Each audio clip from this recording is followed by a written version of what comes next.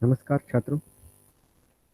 फिर से एक बार मैं उपस्थित हूँ योग भारती से एक नया पाठ लेकर, जिसका शीर्षक है आदर्श बदला। आदर्श बदला ये योग भारती का पाठ क्रमांक 4 है, जो एक कहानी है जिसके लेखक है सुदर्शन जी। लेखक सुदर्शन जी ने आदर्श बदला इस कहानी में आदर्श की व्याख्या प्रस्तुत की है कि एक आदर्श प्रतिशोध, आदर्श बदला किस तरह होना चाहिए। ये लेखक इस कहानी के माध्यम से समझाते हैं। चलिए इस कहानी को जानने से पूर्व लेखक की परिचय की ओर हम जाएंगे। मैं कुछ स्लाइड्स लेकर आया हूं, वो भी आपके सामने प्रस्तुत कर रहा हूं। तो चलिए आदर्श बदला इस कहानी की ओर हम चलेंगे और लेखक की जानकारी, लेखक से संबंधित अन्य बातें यहाँ पर मैं प्रस्तुत कर रहा हूं, उसे समझने की कोशिश करते हैं।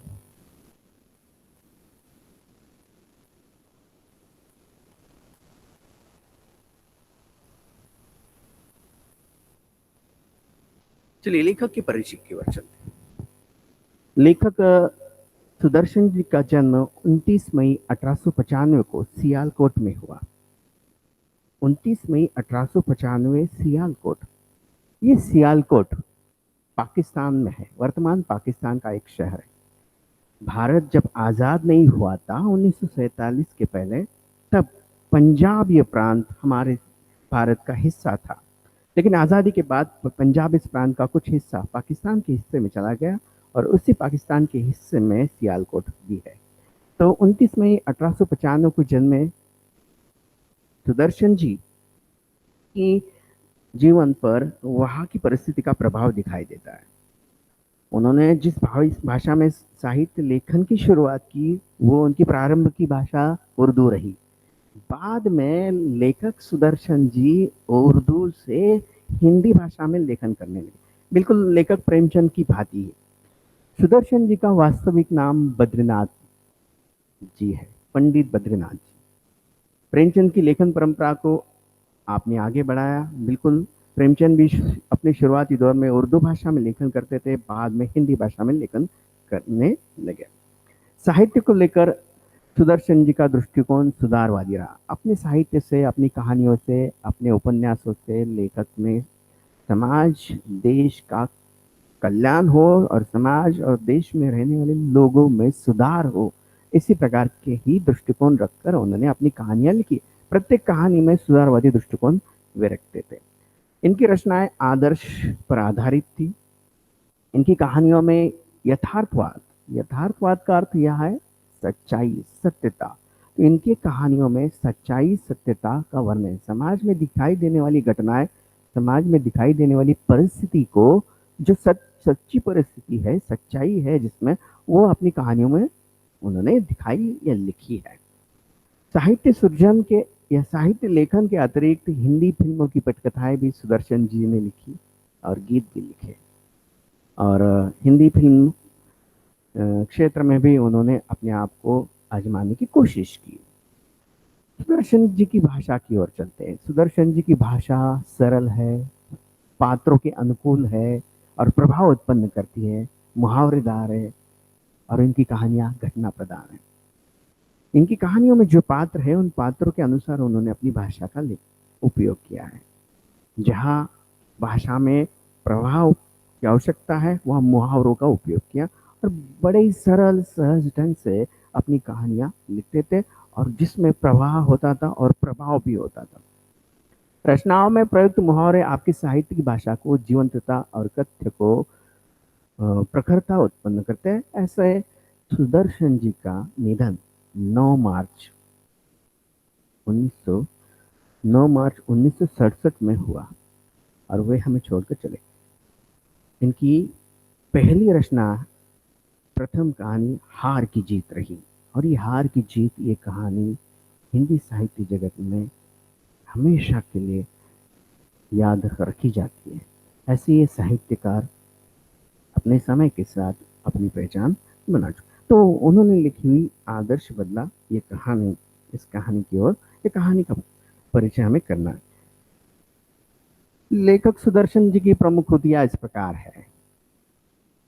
उन्होंने जो कहानियां लिखी, वो कहानियां कहानी संग्रह में सम्मिलित की गई। तो उन कहानी संग्रह के नाम है पुष्पलता, सुदर्शन सुधा, तीर्थ यात्रा, पनघट।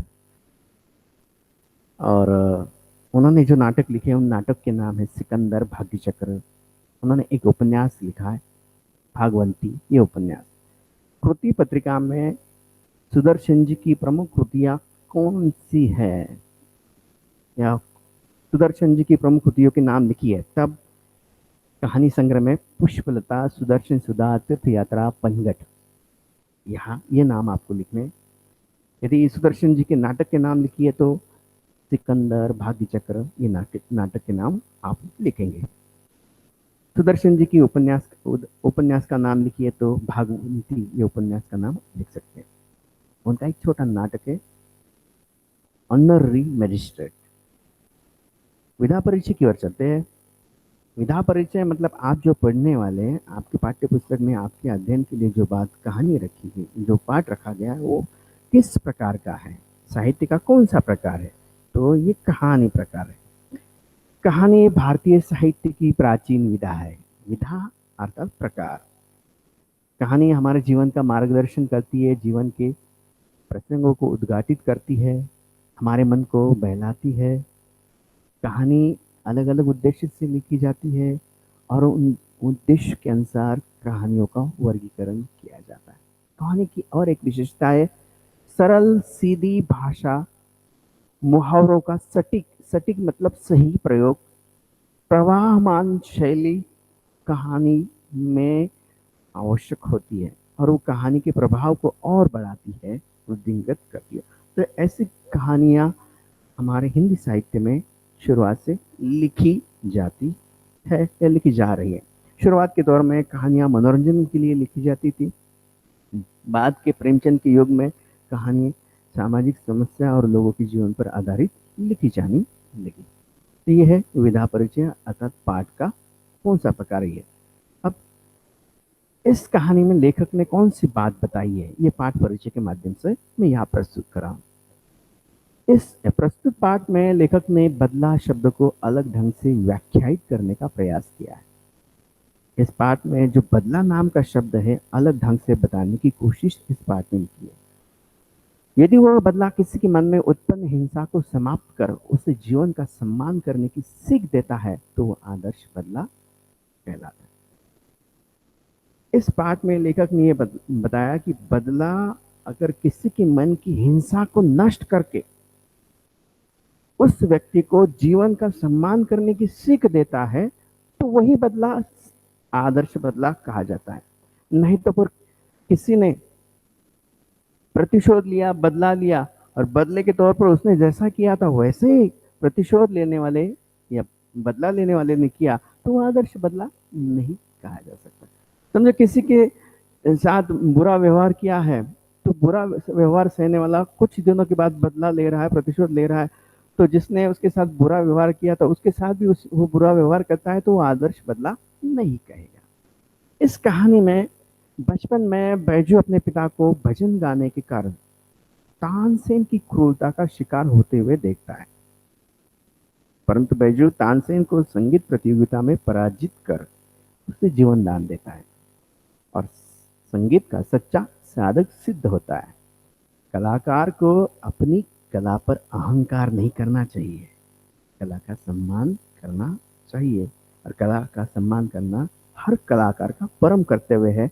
यह इस पाठ के माध्यम से लेखक ने बताया। बैजू अपने पिता को अपनी आंखों के सामने फांसी के फंदे पर चढ़ता हुआ देखता है, जिसके कारण और जिसने फांसी के फंदे पर उसे दिया था, चढ़ाया था, उस व्यक्ति के प्रति प्रतिशोध की भावना मन में लेकर बैजू संगीत साधना करता है और उस व्यक्ति को सबक सिखाता है। वो व्यक्ति है तानसेन। चलिए अब इस कहानी के कुछ परिच्छेद की ओर चलते हैं। ये कहानी का जो प्रथम परिच्छेद मैं आपके सामने प्रस्तुत कर रहा हूँ, ये पृष्ठ क्रमांक 16 पर है, पेज नंबर 16 पर मैं पढ़ रहा हूँ। प्रभात का समय था, आसमान से बरसती हुई प्रकाश की किरणें संसार पर नवीन जीवन की वर्षा कर रही थी। लेखक क्या कहते हैं, सुबह का समय था, प्रातःकाल का समय था, आसमान से बरसती हुई प्रकाश की किरणें संसार पर नवीन जीवन की वर्षा कर रही थी। मतलब आसमान से सूरज की किरणें जमीन पर बरस रही थी और नया जीवन शुरू हुआ था। 12 घंटों के लगातार संग्राम के बाद प्रकाश ने अंधेरे पर विजय पाई थी। प्रातःकाल या सुबह जब होती है तो अंधेरे के बाद होती है, रात के बाद होती है। लेखक ने वर्णन करते हुए कहा कि लगातार 12 घंटे तक अंधेरा और प्रकाश, इन दोनों के बीच लड़ाई चल रही थी और इस लड़ाई में आखिरकार प्रकाश जीत गया। अंधेरे पर उसने जीत प्राप्त कर ली। लेखक आगे लिखते, इस खुशी में फूल झूम रहे थे, पक्षी मीठे गीत गा रहे थे, पेड़ों की शाखाएं खेलती थी और पत्ते तालियां बजाते थे। चारों तरफ खुशियां झूमती थी, चारों तरफ गीत गूंजते थे। इतने में साधुओं की एक मंडली शहर के अंदर दाखिल हुई। उनका ख्याल था मन बड़ा चंचल है, अस्थिर है, अगर इसे काम न हो तो इधर उधर भटकने लगता है और अपने स्वामी को, स्वामी अर्थात मालिक, विनाश की खाई में गिराकर नष्ट कर देता है। इसे भक्ति की जंजीरों में जकड़ देना चाहिए। साधु यही गीत गाते। लेखक ने इस कहानी की शुरुआत प्रातःकाल के वर्णन से की है। लेखक कहते प्रातःकाल हो चुकी थी, चारों ओर खुशियां ही खुशियां थी, फूल झूम रहे थे, पक्षी मीठे गीत गा रहे थे, पेड़ों की शाखाएं खेलती थी, पत्ते तालियां बजाते थे, चारों खुशी का माहौल था, गीत गूंज रहे थे। और ऐसे ही प्रातःकाल के समय में साधुओं का एक दल शहर में दाखिल हुआ और वो गीत गा रहे थे। उनका ख्याल था, गीत गाते हुए कह रहे थे, मन बड़ा चंचल है। ख्याल मतलब सोच। उनकी सोच थी मन बड़ा चंचल है, अस्थिर है, इसे काम न हो तो इधर उधर भटकने लगता है और अपने स्वामी को विनाश की खाई में गिराकर नष्ट कर देता है। ऐसे उस गीत के, या उनकी सोच थी, या उनके विचार थे। इसे भक्ति की जंजीरों में जकड़ देना चाहिए। साधु गीत गा रहे थे, सुमर सुमर भगवान को, मूर्ख मत खाली छोड़ इस मन को। सुमर सुमर शब्द का अर्थ है स्मरण करना। मूर्ख मत खाली छोड़ इस मन को, मनुष्य से कह रहे हैं कि हमारे मन को कभी खाली नहीं छोड़ना चाहिए, उसमें भगवान का नाम स्मरण करना चाहिए। अब मैंने ये जो परिच्छेद प्रस्तुत किया है, यहाँ इस परिच्छेद में आपको आपके स्क्रीन पर कुछ रंगीन अक्षर दिखाई दे रहे हैं। प्रभात का समय था, आसमान ये शब्द दिखाई दे रहा था। ये आसमान रंगीन लिखा है। ये विलोम शब्द के लिए पूछा जा सकता है। आसमान, धरती। संग्राम, पर्यायवाची शब्द लिखिए, लड़ाई। यहाँ नीले अक्षरों में कुछ शब्द देखो, शाखाएं, तालियां, खुशियां। तो इस परिच्छेद में, कृति पत्रिका में बहुवचन लिखिए। इस प्रकार की कृति पूछी जाएंगी तो शाखा का शाखाएं, तालिया का ताली, ताली का तालिया, खुशी का खुशी, खुशियां, इस प्रकार। चंचल शब्द का अर्थ कृति पत्रिका में शब्द शब्द मुताबिक पूछा जा सकता है, जैसे अस्थिर। यहाँ विनाश शब्द है, इसके लिए विलोम शब्द लिखिए। तो विनाश का विलोम शब्द बनता है निर्माण। जंजीरों से जकड़ लेना, जकड़ लेना, इसका अर्थ लिखिए तो कसकर बांध देना। इस प्रकार पृथ्वी पत्रिका में कृतियां हो सकती। अगला परिचित पढ़ रहा हूं। जब संसार को त्याग चुके थे तो उन्हें सुर ताल की क्या परवाह थी। कोई ऊंचे स्वर में गाता था, कोई मुंह में गुनगुनाता था, और लोग क्या कहते हैं इन्हें इसकी जरा भी चिंता नहीं। शहर में साधु की मंडली दाखिल हुई। वो गीत गा रही थी। वो संसार को त्याग चुके थे, उन्हें सुर ताल की परवाह नहीं थी, और ऊंचे स्वर में कोई गा रहा था, कोई मुंह में गुनगुना रहा था। लोग क्या कहेंगे, इसे उनकी जरा भी चिंता नहीं थी। ऐसा ही साधु शहर में आकर गा रहे थे। ये अपने राग में मगन थे कि सिपाहियों ने आकर घेर लिया और हथकड़ियां लगाकर अकबर बादशाह के दरबार को ले चले। यह वह समय था जब भारत में अकबर की तूती बोलती थी। तूती बोलना अर्थात प्रभाव होना। और उसके मशहूर मशहूर शब्द के लिए विख्यात शब्द है। उसके विख्यात रागी तानसेन ने ये कानून बनवा दिया था कि जो आदमी राग विद्या में उसकी बराबरी ना कर सके, वो आगरे की सीमा में गीत ना गाए, और जो गाए उसे मौत की सजा दी जाए। बेचारे वनवासी साधुओं को पता नहीं था, परंतु अज्ञान भी अपराध है। मुकदमा दरबार में पेश हुआ। तानसेन ने राग विद्या की कुछ प्रश्न किए। साधु उत्तर में ताकने लगे। अकबर के होठ हिले और सभी साधु तानसेन की दया पर छोड़ दिए गए। जैसे साधु शहर में आकर गीत गा रहे थे, उन्होंने उन्हें सिपाहियों ने हथकड़ियां लगाकर बादशाह अकबर के दरबार में ले गए। उस समय बादशाह अकबर के दरबार में रहने वाले जो विख्यात व्यक्ति थे तानसेन, उस तानसेन ने ऐसा कानून बनवाया था कि आगरे शहर में या आगरा में कोई भी गीत नहीं गाएगा, और जो गीत गाएगा वो तानसेन की बराबरी का होना चाहिए, और तानसेन की बराबरी का गीत न गाए तो उसे फांसी की या मौत की सजा दी जाती थी। इस प्रकार कानून बनवाया गया था। दया निर्बल थी, वो इतना भार ना सहन सकी, मृत्युदंड की आज्ञा हुई। केवल एक 10 वर्ष का बच्चा छोड़ा गया, इसका दोष नहीं, यदि है भी तो क्षमा की योग्य है। और बैजू के पिता जो साधु थे, उन्हें तानसेन की दया पर छोड़ा गया और मृत्युदंड की सजा हुई।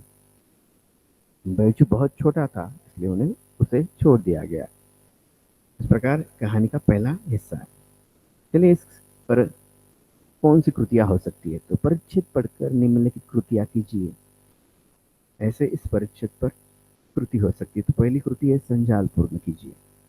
प्रभात के समय का वर्णन कीजिए। पहले परिच्छेद में प्रभात के समय का वर्णन के 4 हिस्से आपको लिखने। आसमान से सूरज की किरणें बरस रही थी, फूल झूम रहे थे, पक्षी गीत गा रहे थे, प्रकाश ने अंधेरे पर जीत प्राप्त कर ली थी। और दूसरी कृति हो सकती है संजाल पूर्ण कीजिए। साधु जब दाखिल हुए थे तो उनके मन संबंधी कुछ विचार थे। वो कहते थे मन बड़ा चंचल है, भक्ति की जंजीरों में जकड़ देना चाहिए, इधर उधर भटकता है, भटकने पर अपने स्वामी को विनाश की खाई में गिराकर नष्ट कर डालता है। ऐसे साधुओं के मन संबंधी विचार है, ये कृति पत्रिका में लिखने।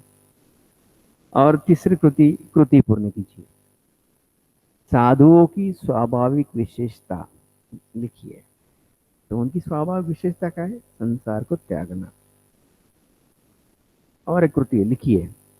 साधुओं की मंडली आगरा शहर में ये गीत गा रही थी। परिचित में लिखा है, सुमर सुमर भगवान को, मूर्ख मत खाली छोड़ इस मन को। शब्द संपदा में कौन सी कृतियां? तो विलंब शब्द लिखिए। देखिए इस परिच्छेद में मैंने जो प्रस्तुत किया था परिच्छेद, उस परिच्छेद में ये शब्द है, अज्ञान शब्द है, तो विलोम शब्द लिखिए उसका, तो ज्ञान।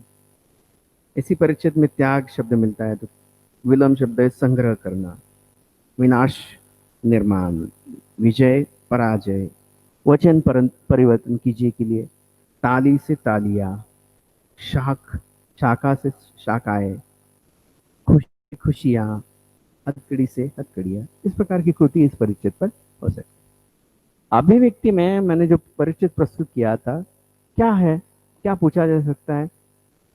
तो मन बड़ा चंचल होता है, इस विषय पर अपने विचार लिखिए। इस प्रकार अभिव्यक्ति में 40 से 50 शब्दों में आपको अपने विचार लिखने। मैंने उदाहरण के तौर पर अपने विचार प्रस्तुत किए। ये मैंने लिखी हुई बात है, आपको अपने स्वतंत्र विचार लिखने। मैं पढ़ रहा हूं, उसे ध्यान दो। मानव शरीर में मन सबसे शक्तिशाली कारक है। शरीर को यदि कोई संचालित करने वाला है तो मन ही है। मन में अनेक प्रकार की शक्तियां मौजूद है। बिजली की रफ्तार से भी तेज गति वाला सभी इंद्रियों का राजा है मन। मन तीव्र गति से इधर उधर दौड़ता है, इसे एक स्थान पर रोकना मुश्किल है। शरीर के सभी अंगों के साथ अलग अलग और एक साथ रहकर पूरे शरीर को संचालित करता है। मन को वश करना वायु को वश करने के समान है, परंतु अभ्यास से, वैराग्य से मन को वश किया जा सकता है। मन संबंधी विचार करते हुए ये मैंने लिखा है, सबसे शक्तिशाली कारक है, हमारे पूरे शरीर को संचालित करता है। मन में बहुत सारी शक्तियां मौजूद होती है, बिजली की रफ्तार की तरह इधर से उधर दौड़ता है मन, और इसे रोक पाना काफी मुश्किल है। इसे रोक पाना मतलब हवा को बांध कर रखने वाली जैसी बात है। ऐसा ये मन है।